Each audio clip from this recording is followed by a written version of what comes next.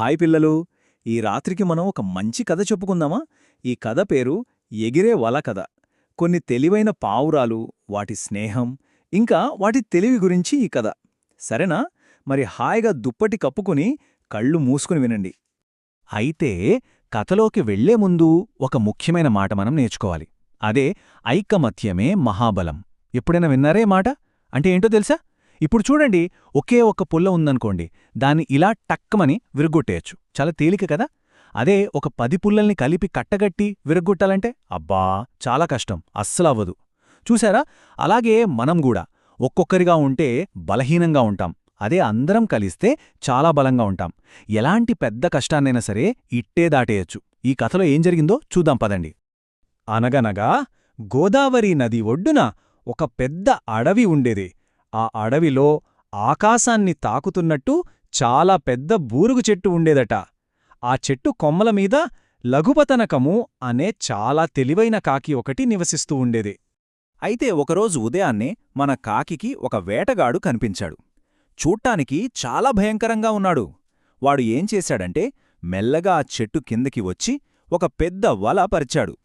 పావురాలకి ఆశ పుట్టించడానికి దానిమీద కొన్ని బియ్యపు గింజలు చల్లాడు. ఆ తర్వాత ఎవరికీ కనిపించకుండా దగ్గర్లో ఉన్న ఒక పొదలో దోక్కున్నాడు. సరిగ్గా అదే టైంకి చిత్రగ్రీవుడు అనే పావురాల రాజు తన స్నేహితుల గుంపుతో కలిసి ఆకాశంలో ఎగురుకుంటూ వస్తున్నాడు. పాపం వాటన్నిటికీ బాగా ఆకలిగా ఉంది. అప్పుడే వాటి కళ్ళు నేలమీద మెరుస్తున్న ఆ బియ్యపు గింజల మీద పడ్డాయి. కాని వాటి రాజు చిత్రగ్రీవుడు చాలా తెలివైనవాడు. వెంటనే ఆగండి, ఆగండి, ఈ అడవిలో ఎవ్వరూ లేనిచోట ఇన్ని గింజలు ఎలా ఉంటాయి? ఇది ఖచ్చితంగా ఏదో మోసంలా ఉంది. మనం అస్సలు వెళ్ళకూడదు అని గట్టిగా హెచ్చరించాడు. కాని మిగతా పావురాలకి ఆకలికి కళ్ళు కనబడట్లేదు. రాజు మాట వినకుండా అన్నీ గబగబా కిందకి దిగిపోయాయి. అయ్యయ్యో, పాపం! ఆ పావురాలు నేరుగా వెళ్ళి ఆ వేటగాడు పనిన వలమీదే కదా వాలాయి. ఇప్పుడు ఏమవుతుంది చెప్పండి? వల్లో చిక్కుకుంటాయంటారా? అవును, మీరు ఊహించిందే జరిగింది. పావురాలు గింజలు తినడం మొదలుపెట్టాయో లేదో టప్పుమని వాటిమీద వనపడిపోయింది. అంతే, పావురాలన్నీ అందులో చిక్కుకుపోయాయి. ఇక చూడాలి, ఆ వేటగాడు తన ప్లాన్ వర్కౌట్ అయిందని పొదలచాటునుంచి నవ్వుకుంటూ పరిగెత్తుకొచ్చాడు. వలలో చిక్కుకున్న పావురాలన్నీ భయంతో గిలగిలా కొట్టేసుకుంటున్నాయి. కాని వాళ్ల రాజు చిత్రగ్రీవుడు మాత్రం అస్సలు ధైర్యం కోల్పోలేదు. అందరి దగ్గరకొచ్చి, ఏయ్, భయపడకండి, మనమందరం కలిసికట్టుగా ప్రయత్నిస్తే ఈ వల మనల్ని ఏమీ చేయలేదు. నాకు ఆలోచనొచ్చింది, వినండి అన్నాడు. చిత్రగ్రీవుడు తన ప్లాన్ చెప్పాడు. నేను 1, 2, 3 అనగానే మనమందరం ఒకేసారి మన రెక్కలు విప్పి పైకి ఎగురుదాం. మనందరి బలం కలిస్తే ఈ వలని కూడా మనతో పాటే గాల్లోకి లేపుకుపోవచ్చు అని ధైర్యం చెప్పాడు. చిత్రగ్రీవుడు చెప్పినట్టే చేశాడు. 1, 2, 3 అనగానే పావురాలన్నీ కలిసి ఒకేసారి గట్టిగా రెక్కలుగొట్టాయి. అంతే, ఫుష్ అని పెద్ద శబ్దం చేస్తూ ఆ పెద్ద వల పావురాలతో పాటు పైకి ఆకాశంలోకి లేచిపోయింది.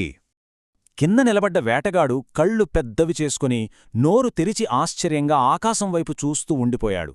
తన వల పావురాలతో కలిసి అలా ఎగిరిపోవటం వాడు అస్సలు నమ్మలేకపోయాడు. వేటగాడి నుండి తప్పించుకున్నాయి సరే, చాలా సంతోషం. కానీ పావురాలింకా వలలోనే ఉన్నాయి కదా, వాటికింకా హెల్ప్ కావాలి. మరి వాటిని ఎవరు కాపాడతారు? అప్పుడు చిత్రగ్రీవుడికి తన ప్రాణస్నేహితుడు గుర్తొచ్చాడు. అతని పేరు హిరణ్యకుడు. హిరణ్యకుడు ఒక చిన్న ఎలుక. కాని దాని ధైర్యం, స్నేహం మాత్రం కొండంత పెద్దవి. చిత్రగ్రీవుడు ఆ వలతోపాటే ఎగురుకుంటూ తన స్నేహితుడి దగ్గరికి వెళ్లాడు. తన స్నేహితుడు చిత్రగ్రీవుడు ఆపదలో ఉండటం చూసి హిరణ్యకుడు ఒక్క క్షణం కూడా ఆలోచించలేదు. వెంటనే తన పదునైన పళ్లతో కిర్కిర్మని వలదారాలను కొరికేయడం మొదలుపెట్టాడు. అలా చూస్తుండగానే వల అంతా చిరిగిపోయి పావురాలన్నీ ఒక్కొక్కటిగా బయటకొచ్చేశాయి. ఇదంతా కూడా ఆ చెట్టుమీద కూర్చున్న కాకి లఘుపతనకము చూస్తూనే ఉంది. దానికి చాలా ఆశ్చర్యంగా అనిపించింది. అరే, తన కళ్ల ముందే ఒక అద్భుతం జరిగినట్లు ఫీలయింది. అప్పుడు ఆ కాకికి 2 విషయాలు బాగా అర్థమయ్యాయి. 1, పావురాలన్నీ కలిసికట్టుగా ఉండటం వల్లే ప్రాణాలతో బయటపడ్డాయి. 2, ఒక మంచి స్నేహితుడుండటం వల్ల అవి పూర్తిగా స్వేచ్ఛ పొందాయి. నిజమే కదా? ఐకమత్యం, మంచి స్నేహం, వీటికంటే విలువైనదేముంటుంది? ఆ అద్భుతమైన దృశ్యం చూసి కాకి మనసులో ఇలా అనుకుంది, ఆహా, ఎంత మంచి స్నేహితుడు! నాక్కూడా హిరణ్యకుడిలాంటి ఒక ధైర్యమైన, మంచి మిత్రుడుంటే ఎంత బాగుంటుంది. మరి ఆ తర్వాత ఏమైంటుంది? ఆ కాకి వెళ్ళి ఆ ఎలుకతో స్నేహం చేసిందా? అసలొక కాకి ఒక ఎలుక స్నేహితులు అవ్వగలవా? ఆ తర్వాత ఏం జరిగిందో తెలుసుకోవాలనుందా? అది మనం మరో కథలో చెప్పుకుందాం, సరేనా? ఇప్పటికైతే హాయిగా నిద్రపోండి. Good night.